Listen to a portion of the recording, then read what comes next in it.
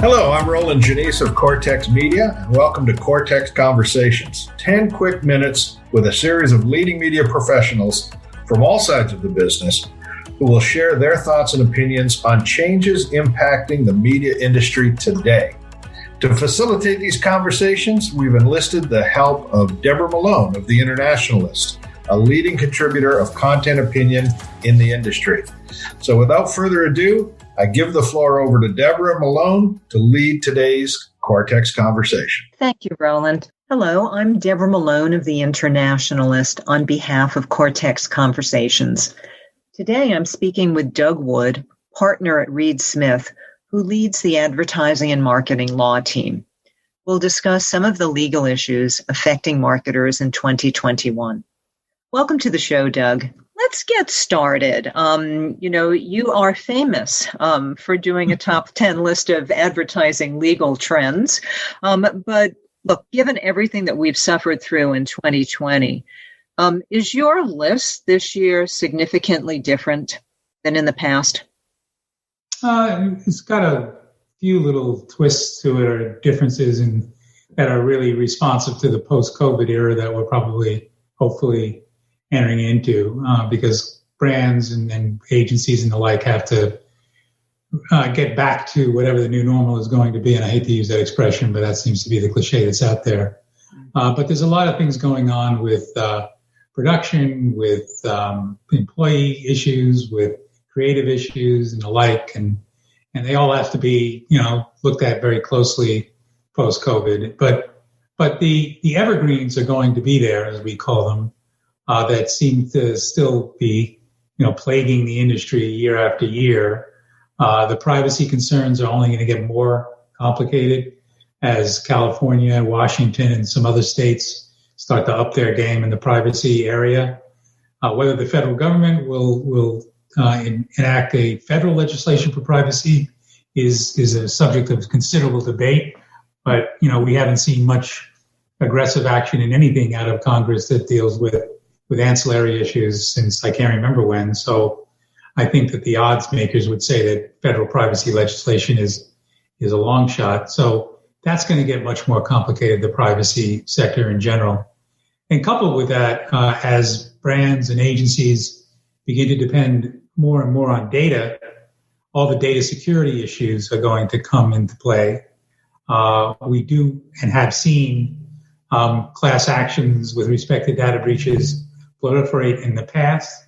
You're going to see even more of that going into 2021 and beyond as more and more companies start to determine how they're going to monetize their data, their first-party data in particular.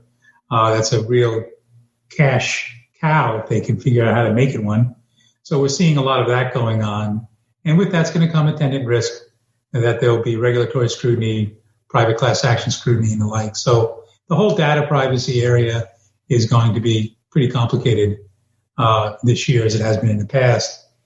We've also seen, interestingly, and there was a commentary on it in one of the trade presses, that there seems to be a lot of media reviews going on early in this year.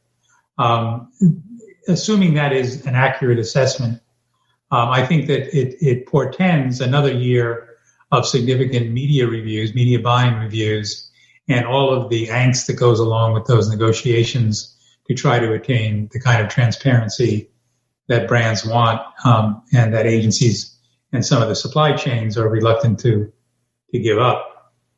Spinning off of that and the whole media transparency issue is going to be the aftermath of the ISBA report. ISBA is the English equivalent of the ANA that came out late last year, or middle of last year, actually, that basically reported that the suspicions we've had since the WFA came out with their first report many years earlier, that 50% of the advertiser's dollar is gone before it gets to the publisher in digital advertising and programmatic, will continue to be a focus of attention as brands and publishers try to figure out how to get better performance out of that middle ground so that more of the money that advertisers are spending goes to actual working media with the publishers. So that's not going to go away. What would you say to marketers or brands in terms of the three greatest concerns they have this year? Yeah, privacy and data security is one. Mm-hmm. Mm-hmm. Programmatic fraud and digital fraud in that arena, and you could argue that that's transparency, is another. And the third would probably be just the post-COVID transformation that, runs across a lot of different platforms. But those would be the top three. It's hard to do a top three, Deborah, because,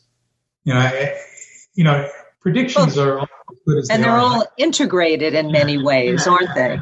Yeah. I often look back on my predictions and I realize how, off I was, at least in terms of the top ones. But there's never lacking a host of issues for marketers to address. I mean, marketing is hardly a science as much as some people would like to think it is.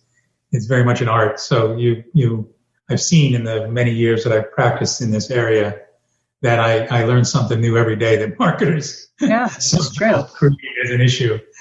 So it's never boring, and it won't be boring in 2021. Now that we're talking about, moving forward, sadly, I have to bring this to a little bit of a close. So I'm just wondering how you feel about this year, this kind of funny transition year. Are you? I know you are an optimist by nature, but if you were to look ahead, what do you see ahead for marketers, for business? What do you think will happen? I think that marketers learned a lot this year about themselves, about their brands, about their consumers. Some good, some bad. But we had more learning in 2020 than we've had any year in the past, because we had to really get very introspective and look at just so many different things. I believe and I hope that learning spills over into 2021, and that we, as an industry, do a better job at communicating with our consumers, appreciate them a little bit more, respect them a little bit more. Not that we didn't in the past, but I think we found in 2020 that respecting the consumer has multiple returns as opposed to ignoring them as we sometimes did in the past. So, I'm optimistic, totally optimistic, as I always am with the marketing community. It does drive our commerce.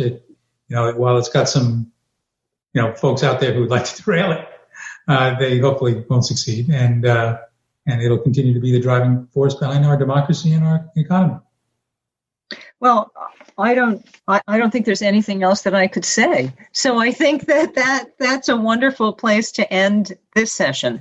But I hope you'll come back and talk to us about a number of other things, including that evolution of AI, for sure. Yeah, maybe you'll even read from your book. You never know. Who knows? All right.